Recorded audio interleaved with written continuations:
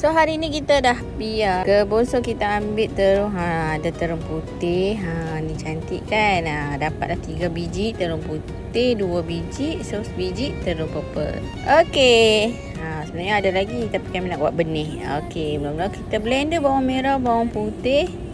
Okey, kita nak buat sambal tumis sotong dengan terung. Simple je. Okey, lepas tu kami rebus dulu.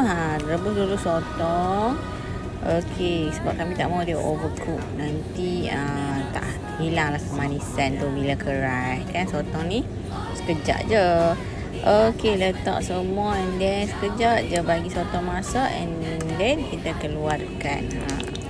Okey, letak minyak and then masuklah bawang merah, bawang putih kita blender tu. Masuk cili kisar secukupnya. Macam biasa kalau cili kisar, kalau banyak, hampa nak pedas, bumbu banyak.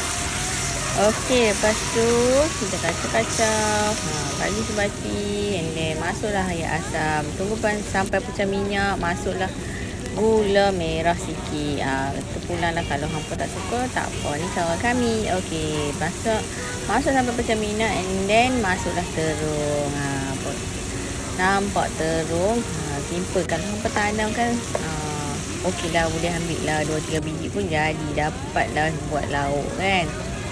Okey, kami suka potong hiris bawang sikit and then lepas tu lepas tu kita masuk bila terung tu dah layu sikit baru masuk gula dengan garam secukupnya.